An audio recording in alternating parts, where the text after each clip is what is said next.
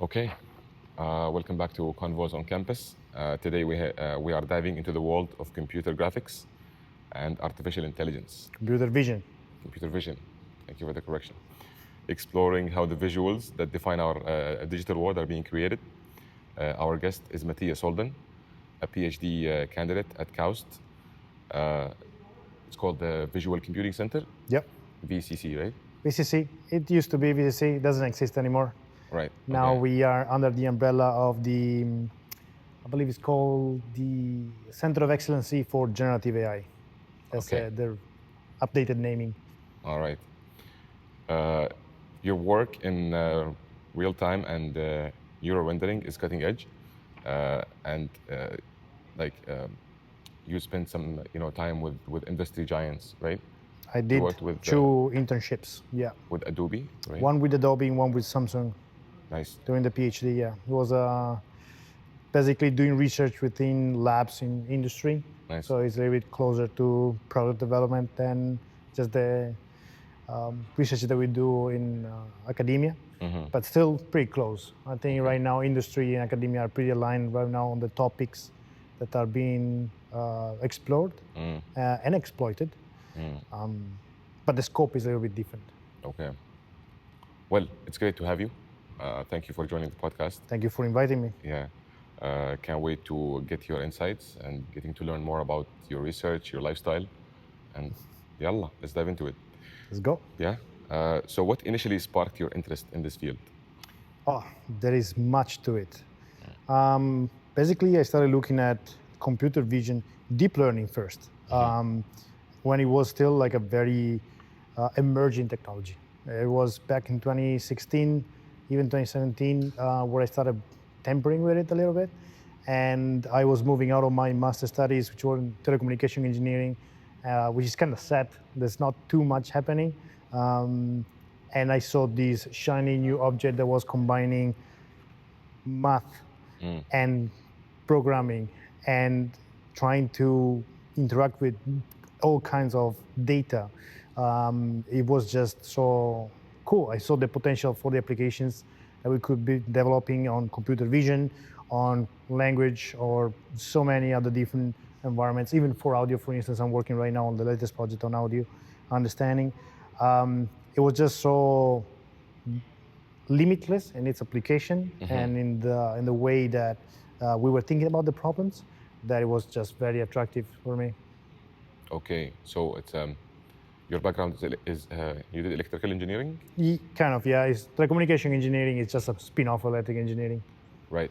So you thought it's a very fascinating field and it's a new trend. Yeah. So you took that. So yeah. It was a jump in the dark, really. Basically, I just took a course toward the end of my master. It was even like one of those eligible courses that you don't necessarily need to take.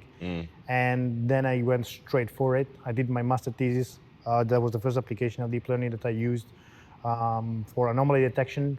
Imagine coming out of a telecommunication engineering degree, and the master thesis is about how do we do anomaly detection on gait for people. So let's imagine you have your cell phone in your pocket and you're walking, and then you start having a stroke or you have a problem or something happens. How can we automatically detect if that is happening from the signals of your phone? So this is not really much telecommunication, but it was a very cool project that I worked on right away, and that's what propelled me into deep learning. And from there, just I got the contract to come to KAUST, and the lab was starting. I had maybe 3-4 years of experience. Bernard Ghanem, who's my PI, has only been here for, I believe, 3 years at the time. And so the lab was young and the energy was very, very high. And they were working all kinds of topics related to computer vision. So I was not coming from a background on computer vision, but I went head on the problems that we had. And I kind of landed on a very good one because I stick to it throughout the whole PhD. I explored multiple different solutions and angles to it. Right. But kind of like the first thing that I touched was already so interesting, I never let it go. That's great. Yeah, I kind of did a similar thing. My background is aerospace, so I ended up doing underwater robotics. Yeah. So, and I like it so far. So I like the underwater. I I assume you're a diver as well, right? I am. We're going to talk I about that also, later on. I Yeah. definitely, we're going to Yes. talk about that. I Yes. love the underwater world. Yeah, it's crazy. It's like there's a whole new world that you didn't, discover. Exactly. Yeah. Well, thank you for sharing that. Have you ever had a research moment where something completely unexpected happened? Perhaps, pointing you towards something new? Maybe the spark of one of my projects. It was unexpected in a sense that we sourced new data that was extremely valuable. I believe one of my most important papers, definitely one of the key cornerstones of my thesis. I was having a chat with a friend, and we were talking about where to find this kind of data that I use for my research, which is generally an annotated description, just natural language description about something, and a video where that something is happening. And okay. what I really need also, not just the pair of the two, but is also to know the temporal span where that description cover in the video. So that's the kind of data that I've been working over. And we were just chatting over a coffee break on a random, I guess, Tuesday afternoon. And he mentioned like, what I believe there is something like audio descriptions on movies, right? I mean, there's for people that cannot really perceive the video, and I believe there's something like that. I don't know much about it, but maybe there's something you want to look into. And that's the sentence that sparked a whole paper that got accepted in one of the largest conferences for computer vision, which is CVPR. Yeah. And yeah, turned out all the data that we needed was already there. It wasn't these movies. We just had to grab these audio, transcribe them into text, and basically create the largest data set available for a task and the problem that I'm exploring. And turned out to be a very successful paper that got accepted on the first submission. Nice. Pretty good result. Congratulations. Thanks. Is that the latest paper that got accepted, or is that something different? No, the latest paper that I got accepted is called, so that one was MAD, is a data set. We basically just collect the data, and then we have a bunch of baselines that validate that the data is useful.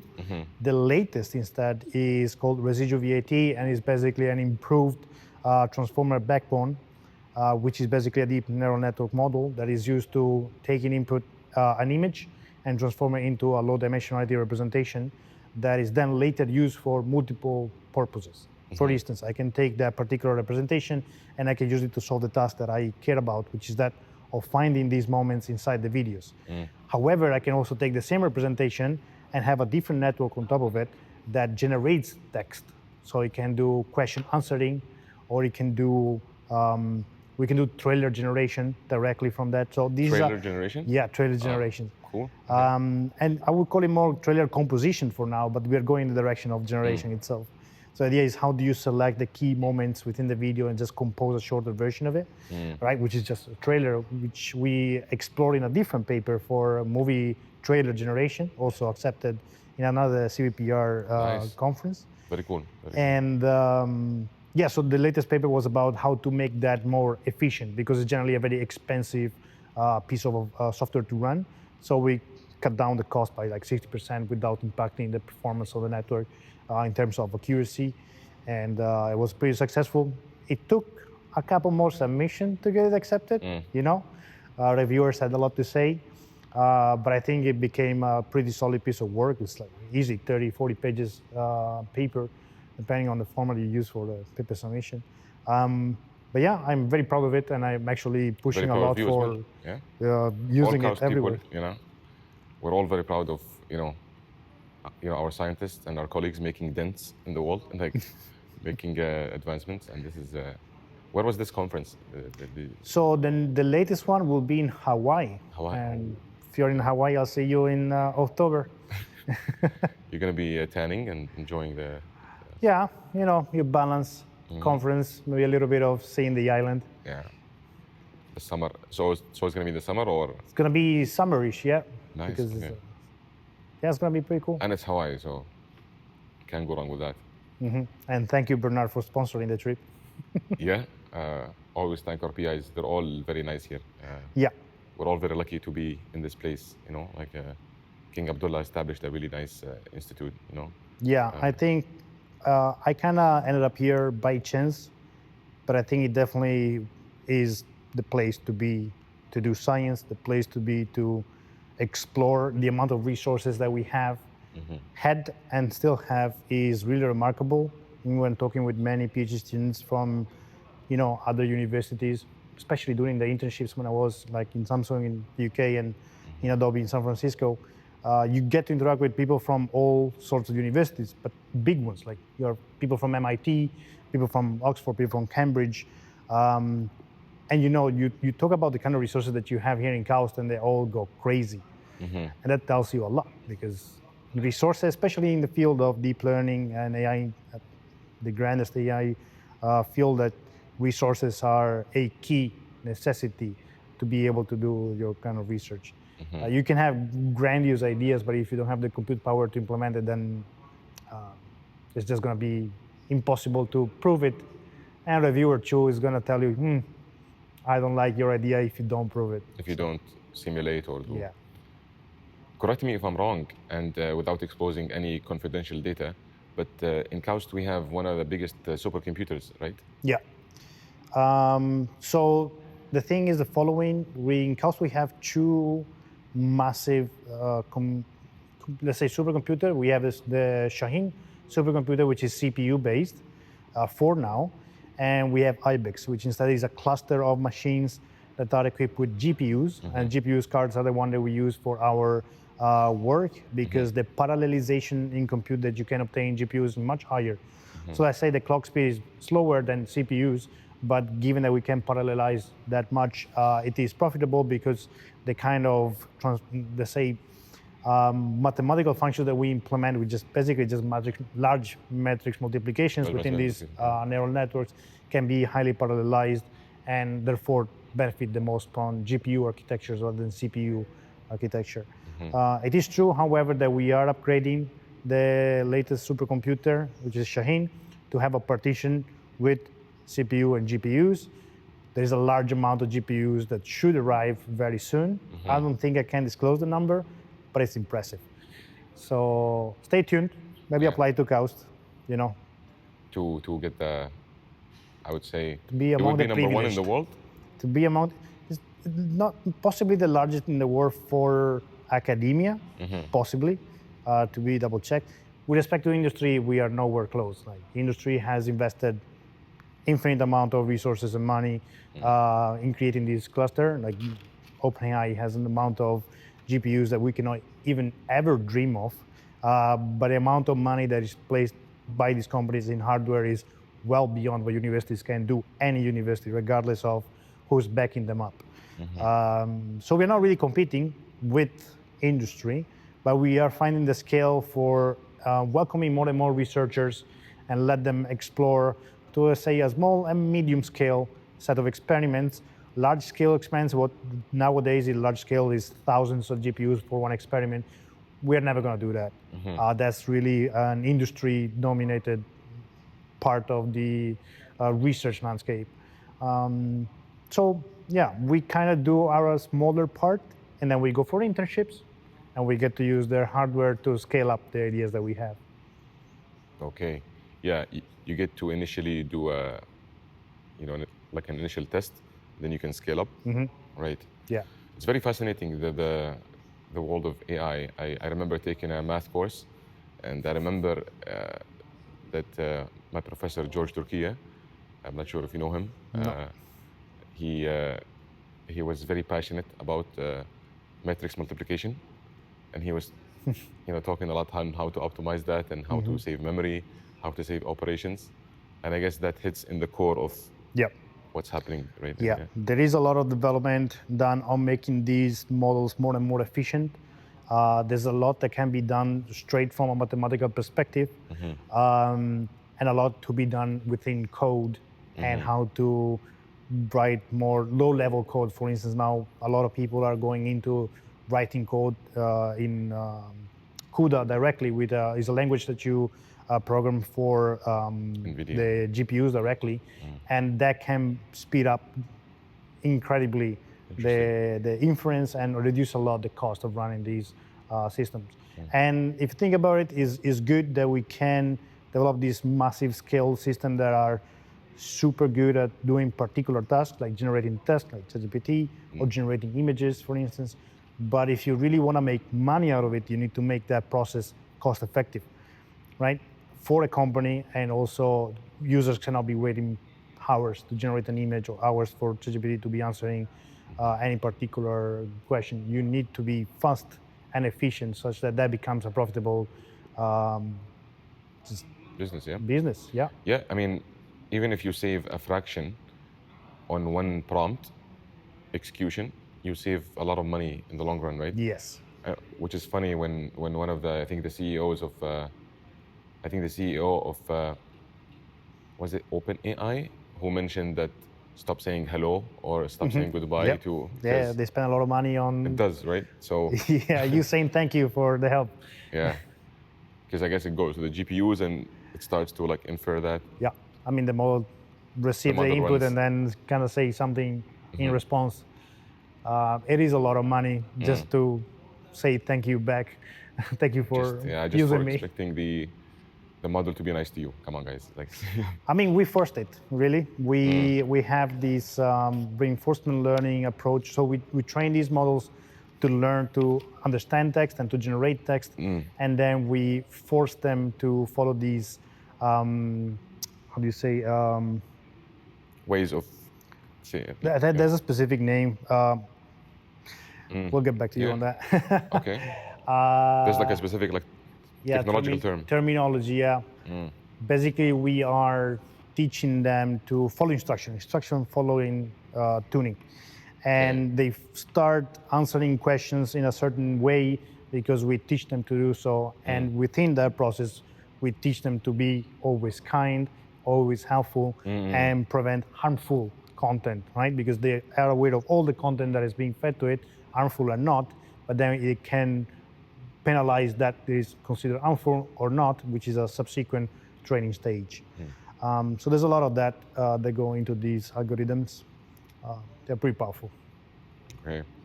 It's clear that you are very passionate about your research, by the Cool. way, It's just very which cool. is very cool to see.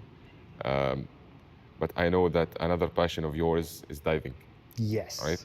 Let's explore that for a little bit. So, if you weren't in AI research, what career would you be doing? I will 100% be a scuba diving instructor. Okay. 100%. No questions asked. Zero. I found here, thanks to KAUST being on the coast of the Red Sea, a fantastic environment that really is you are in nature. So it's beautiful to be in nature. It's easy to get to. It's diverse every single time you go and dive. The Red Sea, Yeah, right? you see different species. You see different phenomena happening. So there's a lot of things changing even within the same diving spot. So there's a lot of that. Plus, I always think that diving is this sort of underwater meditation. Think about it. You're focused on the present. You're keeping track of your depth, how much you're breathing, and your surrounding. You're focused on the task that you're doing, and you should be because you are on a life support equipment that keeps you alive underwater, possibly very deep. I know what you're talking about. Yeah, and second thing is that you're focusing on your breathing to kind of stay calm, consume less air, and just relax and enjoy the moment. So it is really underwater meditation. And that has helped me during my PhD, just get rid of all the stress that accumulates during the week and just leave it out. That hour is peace and calm. So that's how you unwind. Yes. I know I'm doing PhD as well, so I know it's a lot of pressure. So yeah, I picked up diving because of this project, and it's very cool. Yeah. I never expected that it's going to be this amazing. It's insane. I mean, I don't know. You are very good at filming, recording, documenting. I think you might want to start picking up the habit of bringing a GoPro or even a better camera underwater with you. And the content that you can collect is absolutely mesmerizing. Like I have this Instagram account where I just put the videos. I spend a lot of time collecting, editing, and clean them up for people to really appreciate how beautiful. It's really beautiful, is. by the way. Please check his. Yeah, check mine, check his, check everybody. Yeah. Just Google Red Sea underwater adventures. You will not be disappointed, and it's great. Like it really, like you have nature. you are relaxing. This beauty, this everything. Yeah, absolutely. Diving instructor would be my to-go job if I wasn't doing what I'm doing. Do you have your BCD around here or somewhere? Well, we can find it pretty quickly. Want to go night diving tonight? I haven't gone night diving yet. I Oh, those want are to try the that. best. Yeah? Those are the absolute best dives you can do. I mean, sure, start easy, start with the sun, start shallow, get to it, get used to it. I think the beginning, especially, there's like a steep learning curve, and getting super comfortable underwater is not easy for everybody. But once you do get that level and you start adding a little bit more depth, or you start going for night dives, you find incredible changes in the environment. Just going 20 meters down, some corals are only present at depth. Some kind of fish are only present at depth. Sharks, like depth, for instance. And at night, there's a complete shift in the marine life. A lot of creatures just come out at night, and we have beautiful encounters with octopus, with squids, with so many other animals that you can never see during, or very rarely see during the day. Yeah. I assume you have the advanced license, or Rescue. Oh, you have rescue? Yeah. Oh, wow. Okay, good for you. I mean, I convinced a lot of people to get certified because I was so excited about it. And then I kind of made this reasoning that I should be able to help these people if they ever have an issue, because I'm the one that brought them there. So that's quite kind of pushed me to getting the rescue certification. And I think it's just good practice. You become more independent, more aware of what are the potential causes of trouble, even before. Usually it's like all prevention rather than just rescuing people. Right. And if you're good at preventing a lot of issues that can arise, then you're gonna have a very chill and relaxed dive. If you're stressed about things, you're gonna bring that a little bit with you in the Your dive. tank is going to go down very quickly. Yeah, Yeah? yeah. And you're not going to enjoy the dive. But yeah, I can't wait for my next dive. I have only done 2 since I got my license, but looking forward for more. It's like I want to get more dives. It's like an achievement every time. Yes. I unlocked this area. I went there. I have great recommendations. I've only done 350 dives so far, Only. Only. Very humble of you. but I hope to 300. do as many in the next few years. It's very fascinating. 350. So since when were you a diver? 2019. 2019. So we're talking 6 years. Yeah. Okay. So like almost maybe like 5 dives a month or something. Probably every weekend or every other weekend, in a sense. Yeah.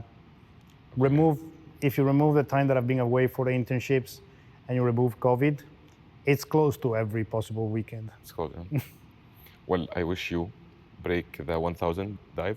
Soon. Yeah. Okay, so now for something a bit different.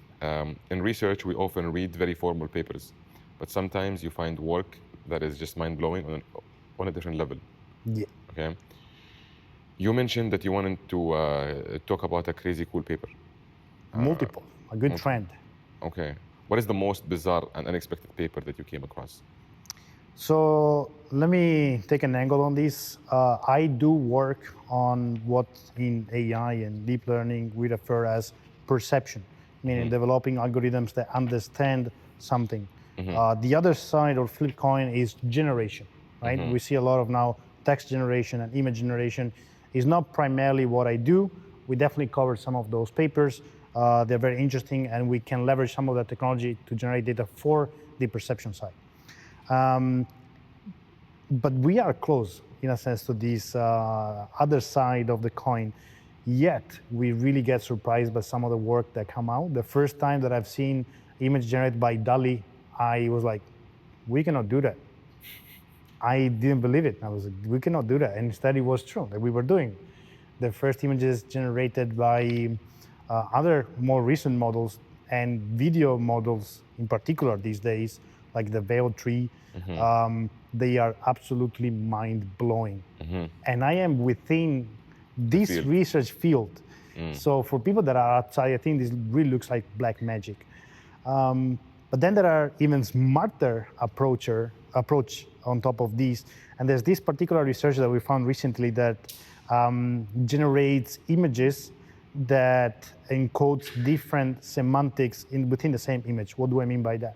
If you look at the image, you might be looking at something. If you squint your eyes, which means you are kind of applying a low-pass filter, so you only look at the low-frequency components of the image, you see a different image. And this is generally an effect that you can use to create all sorts of images. I'm gonna send you some example later. And it's just mind-blowing that he found an automatic way to generate those. Like we didn't know it's even simple. Like it's just a very simple approach that works beautifully, and it gives you something that is just mind-blowing. Yeah, a lot of interesting and shape-shifting work in the world has been always, simple. When you boil it down, if it's simple, sometimes it's gonna make a lot of difference. A lot of big ideas, if you look at them at their core, they are very simple. Simple is better. Yeah. Simple is best. Simple means it's easy to implement, it's easy to use. Simple scales better. Yeah, lots of great things are simple.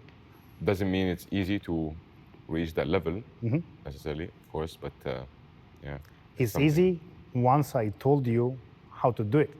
Then you're like, oh, this was easy. Once you get that aha moment, Exactly. it's easy. If I already explained to you how to do it, then it's easy. But before, nobody knows. Yeah. Well, that's incredible. If you could teach AI to do one silly or useless thing perfectly, what would it be? Something silly. Yes. Something silly or useless. Oh, the most useless thing that I use and I interact with every day are memes. Okay. I watch an infinite stream of memes on my Instagram feed, and I'm sure there's a lot of people spending a lot of time creating these memes. I'm sure AI can do it. Can do it, I wouldn't say better, but on the same level. Scale up the amount and make it even personalized for your humor. Imagine that. You have a personalized agent just feeding you a constant amount memes. of, serotonin and Yeah, that's what I'm guilty of the same thing as well. I see a lot of memes. I tried to make some, just manually though. One of them went viral during Ramadan. yeah. Yeah, one of them, it had Jake Gyllenhaal, the actor. Yeah. And he was waving goodbye to the crowd. And in the caption, I said, goodbye, samosa, at the end of Ramadan. Gone. It's So gone. I never expected it to break, but it reached like 600K. And it's the first time that my phone, blew up. I'm like, that's crazy. Like these people are putting it in their store. And again, think about the flip coin of this. This is something funny. So you are delivering content that is appreciated by other people. It's an opportunity for business for you, because if your account grows, you can make money out of it. Maybe it's not something big, but it pays you, I don't know, pizza, a pizza a week.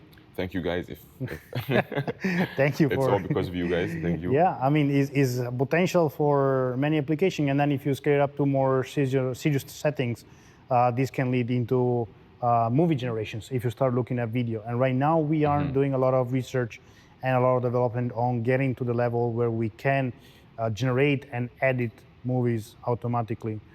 So that particular setting of generation and editing will be big in the next few years. We have seen emerging technology that already works very well and has great potential. So stay tuned. Your favorite editing tool will soon be super smart and useful. Looking forward. I already use an AI tool to crop the videos and to give the captions. So AI is really helping me in doing this. I wouldn't achieve nearly as half as I did, if it wasn't for AI. Yeah. And we are engineers. The way we look at AI is different than the public, right? I look at it, if I look at an LLM, I'm like, I know it's doing, token generation, and it's doing it for the highest probability token, and because we have that lens, right? What's one question about AI that you are tired of hearing? If it's gonna take over every single job, it's not. The way I that do we believe are, that as well. It's not going to take. it's not no gonna way. take. Yeah. For many reasons, but one reason mainly is that, so yes, some jobs will disappear. Those are the jobs that we don't want to do. So those are the ones that we're going to push for getting rid of. And this has happened before with many revolutions, industrial revolutions and so on, has removed the need for a lot of manual work, right? And same is going to be here. We're going to remove some of those jobs that people don't really want to do. I mean, manual labor wasn't something that we were looking forward to, and repetitive, monotonous tasks are the same. So we're going to automate those. But the main focus about who's developing research is to create tools for improving productivity. So they're going to be helping you do a better job. Maybe they're going to refine your emails, or they're going to help you write a better essay. If you're talking about language modeling, they're going to help you generate different content or better content if you are a content creator and so on. They're all tools that help you do a better job. They're not going to do the job instead of you. Yeah, no, it's crazy to assume, a machine will take over someone's job.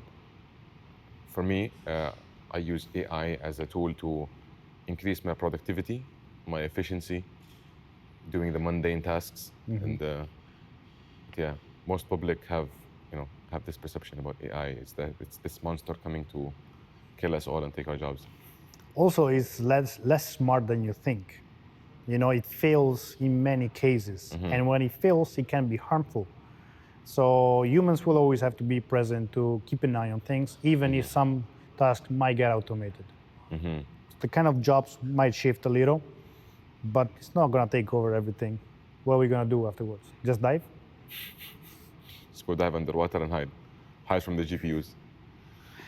Yeah, I mean, I don't see the world turning into this Matrix kind of world where there's a big GPU central machine taking over. Not in my lifetime. Yeah, I don't think. Okay. What is the most chaotic thing or the most strange thing that you have done to meet the deadline? Oh, I don't know if my PI is going to be happy to hear this one, but he was there. I think at the very beginning when I joined KAUST, the lab was, so we have in our field very strict deadlines in the sense that we don't work for journals, we only work for conferences. They are more important in my field than journals. And they set a fixed deadline for the submission of the paper, which is opposite to journals, which usually have an ultimate deadline, but you can submit anytime. So we really work until last minute, really last minute. So the craziest thing that happened to me was, I believe, the first or probably the second deadline that I did for submitting a paper. I think I lived exactly 3 full days in the lab without ever leaving. Meaning I slept on the floor of the lab, I ordered food in, Wow. and I never moved from my computer. And I was working and working and working. And at some 3 point, days. 3 days, non-stop. 72 hours, yes, non-stop. Non-stop. We submitted, we got rejected as well. Oh, It's fine. ouch. It's Okay. fine. You still gotta do what you gotta do. Okay. But I would recommend to younger researchers, younger PhD students, this is not productive. I am 100% sure that I wasn't productive the last 48 hours of those 72. Maybe the first 24, I doubt even 24 were already probably a stretch. So maybe pace yourself, Go crazy in the sense that be focused and try to go crazy early. So start maybe putting a couple more hours early on, a month before, 3 weeks before. It's a marathon. Yeah, you kind of need to keep it for longer. The last sprint happens no matter what. You're going to be there because you want to achieve the best possible product, but you're never going to be delivering the same quality of work. Right. So yeah, don't end up using old posters as a blanket like I did. Don't sleep on the floor. Don't do all these kind of things. They are crazy. We do them, but they are crazy and they're not really needed. Yeah, we want less people in the sleeping bag section when they're preparing for, university. But speaking about this, you mentioned the, university students. What is your advice to people who are looking to get into this field? Let's say the advice you would give to a high school student, an undergraduate student, and let's maybe say a master's student thinking about going into more deep. Yeah. So first of all, just let yourself be amazed by the technology. That's gonna drive you into wanting to know everything of how it works. Don't miss that curiosity at the spark. Yes, that is, if you find that, then this is for you. Just double down and go for it. Second is easier than you think. Like it might look very daunting because there's a lot of coding, there's a lot of math, there's a lot of ideas. And what is also difficult for people starting, especially in research, is that there's been so much happening in the recent past. If you just want to catch up with it, it's going to take you forever. So you kind of need to insert yourself and kind of filter out what is the really important set of works that you need to know to catch up and to move forward and bring your contribution, because the field is not slowing down for you to hop on the train. The field is going like It's a marching, bullet. and you gotta catch it. It's like you need to be able to jump in. So reach out to researchers that are already in the field. They can help you make this study guide and point out which are the most influential works, and then do a lot of your own part. Do a lot of math review, because there's going to be a lot of math, even if you think it's just coding. You might end up coding a lot and then going back to math to understand what you're coding and what is going on. So the solid foundations are not necessarily a requirement that without you cannot do anything, but they will make your life much easier. So if you are very young, high school or middle school or wherever, you're starting very early, focus on math, focus on coding skills. They're going to be extremely helpful. And then make sure that this is something that really excites you. Because if it is, then you're going to find a way to hop on the train and go with it. You're gonna find the motivation every day to wake up and, tackle that topic, right? Yeah. That motivation is so important when you wake up. It's like, it's either you dread it, you fucking hate it, or you're like, yeah, I'm so excited to go and figure out if I change the, just a simple thing in the code, what is it gonna do, right?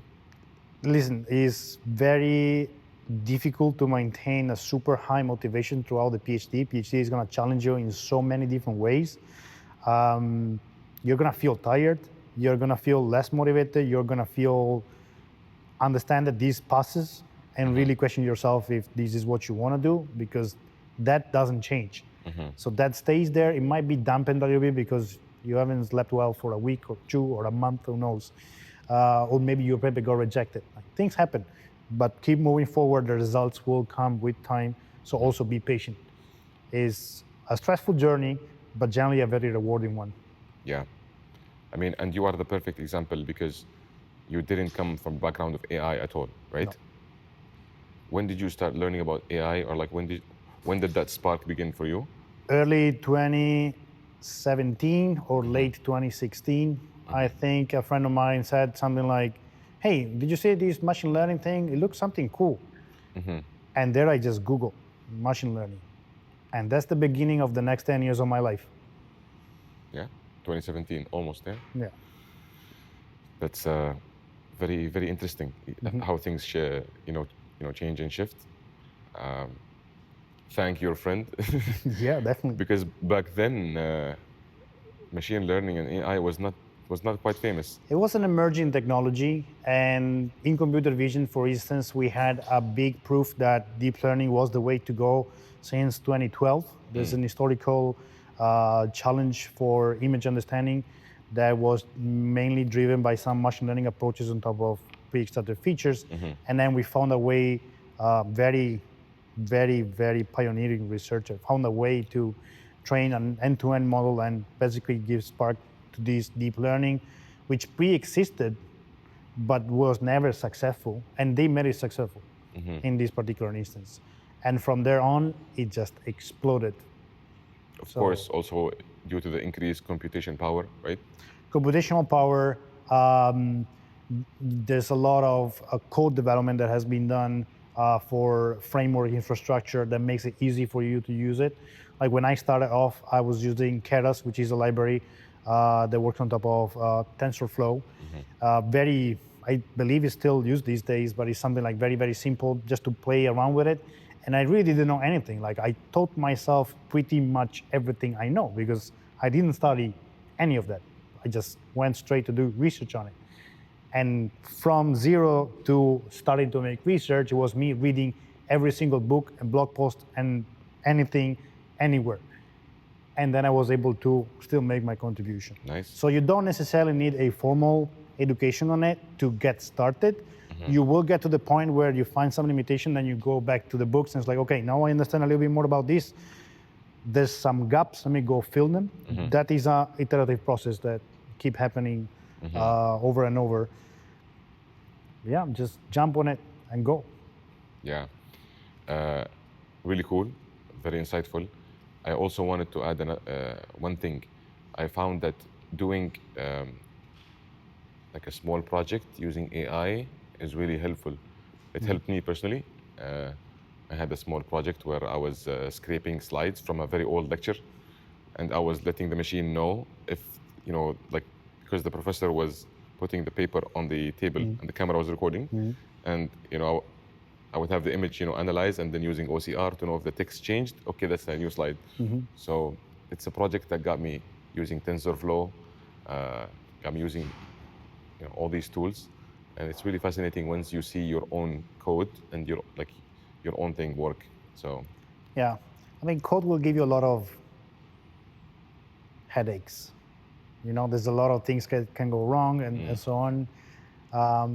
But it's so rewarding when it just works. It maybe took you a while to figure it out, but it works now.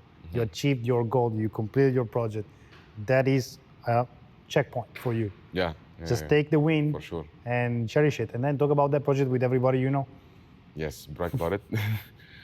Very humbly, of course. Very cool. One last question. What is your opinion about vibe coding and the use of AI in coding? And It's fantastic. it's fantastic, right? I love it. My coding. I use it personally. Oh yeah. So Every single day. Every single day. Things are so. As a scientist, right? You are not just coding. You are designing experiments. You are thinking about how to structure your framework for processing your data such that it's efficient, not efficient. So there's a lot of abstraction from high level to low level coding, right? That you need to do. So the low level and implementation is a way for you to prove your idea. It's not the end goal. For me, the end goal is not to write code. The end goal is to prove some property, to design a better system, and so on. So if the coding can be speed up, take advantage of it. And I have right away. I went straight for ChatGPT, and it helped me a lot. It's not perfect. It's still a back and forth. I need to test it. I need to correct its mistake. It's actually, I'll say, 80% of the time is correct, maybe 70. So it does a lot of mistakes that you need to be careful. So you still need to be able to code. It's not like it's going to replace you completely, but it makes your whole coding process much faster. And it can give you also code reviews if you already have implemented something on how to make it faster, on how to make it better, on catching if you have made some mistakes, which is very easy to do. So absolutely use it. It's a tool for productivity. it's a tool. Yeah. It's a really good tool. And, I only notice improvements. Like I was using I think 04 for coding, and now I'm using the Sonnet 3.7, and then I use the 4 Opus, and I can notice difference. Like things are improving, and there's no point of looking at documentation of a library. For example, if you can just let the LLM run through the thing and give you exactly what you need, put it in my code, and So I will still suggest to possibly look at some of these documentation. The LLM knows. yes, But if you want to catch some bugs that might be left there, then you kind of need to know as much. sure. It just helps you write faster. yes, But if you don't know what is writing, then you are at a disadvantage because bugs are going to happen and you won't know. So it's in between. You still got to be really on top of things. It just makes it much faster. yeah, it helps you if you are like a real expert in what you're doing, and you can tell it specifically what to do, what to change. It will do it, right? Yeah. And if you're a beginner, it can help you speed that process up a little bit. Absolutely. Yeah. And teach you. I use ChatGPT to learn so many things. Like if you want to get into deep learning, if you want to get into computer vision on any of the subfields, ask it, can you please teach me this? Or can you write a roadmap on how I can get to be an expert in 100 days of studying? And what books should I read? What material should I brush up on? Like maybe documentary about something or lecture about something I can watch. Suggestions are great, and I've been using it also for that myself, because the content to cover is infinite, and organize it means that you need to kind of brush on everything before deciding what you want to do. It can help you do that too.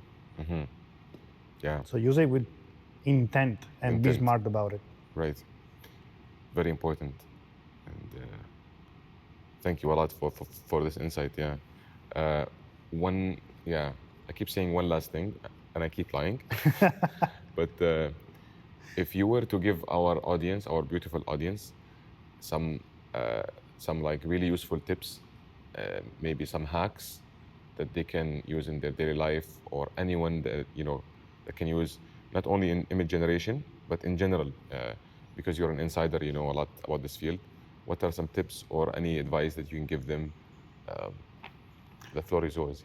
For general purpose utilization or for expert researchers? General, I would say, if there is anything that you found, like if there's any tool that you found interesting that nobody knows about. No, I think these companies are very loud. I think they are putting out their products to the public very quickly and with energy. So I personally use a lot ChatGPT. I use it for a lot of things. Now, ChatGPT, if you explore a little bit, has one particular mode that is for negotiation. So every time you gotta convince someone about something, you go to the negotiation ChatGPT. How can I better convince someone about this or that? Interesting. And for instance, I use it now. I am applying for jobs. I'm getting some offers, and I need to answer back. I go to the negotiator, ChatGPT, and I ask, hey, I received this from this company with these parameters. I would like to push it a little bit. What is the best way to approach this? What are the strengths that you see from my CV that I can leverage for boosting a little bit the proposed salary and whatnot, or whatever compensation or benefit? And it can do a very good job at giving you the most convincing way. Argument. Yeah, argument. So it's your own lawyer. Yes. Or career coach. Yeah. Interesting. I didn't know that existed. Is that like an AI agent, or is that a mode in ChatGPT? I think it's one of the, you find on the left is like a widget you need to search. Oh, it's one of the. I don't know what is the right word for it, but you do find negotiator. ChatGPT. Negotiator. Yeah. Cool. Yeah, very cool. Very cool too. Okay. Thank you very much, Mattia. It was very nice to have you. And before leaving, I think you should show the audience the. This is a piece of, so these are the coordinates of the place where I've done the very first dive after open water certification, which is called Abu Galawa. It's a reef in Yambu, Seven Sisters. One of the best places I have ever dove. Please go. Reach out. I can give you the context of the best diving center. I want to go there as well. I'll take you. I saw the pictures that you posted on Instagram. Yeah. And I told you, and then you told me, oh, I have the coordinates in my hand. I'm like, very convenient location. Yes. I am planning on becoming a map. I already have planned the next one. I wanted to, so one of the recent dives, I saw a manta ray, actually my very first manta ray. And this was in Mark 34 still in Yambu Seven Sisters. And that's going to be the next dive too. It's going to be a manta ray with the coordinates of the dive sites where I saw it. Really cool, man. Really cool. You started diving here, right? Yeah. In Saudi? Okay. I've explored a little bit. I've dove a couple dives in Brazil. I dove in Italy. I did a couple of cave dives in Budapest. And that was very, very interesting. Also, definitely not for beginners. But yeah, that might be something I might look into more once I leave the Red Sea. Yeah, the Red Sea is just unmatched, right? Yeah, yeah. Then we are lucky as KAUST to be on the frontier of Red Sea, for sure. Yes. That was it, guys. Thank you for joining, and catch you guys in the next episode. Peace out, stay strong, and learn more about AI if you're interested, and find Mattia on his Instagram. I will put the handle there Great. for people to find you. And thank you guys. This is all happening because of your effort and your support. So you are my people. I'm pushing for you, and you are pushing for me. And yeah, hopefully I'll bring a lot more interesting guests and a lot more interesting people. And Wish you the best. thank you, Habibi. Thank you very much.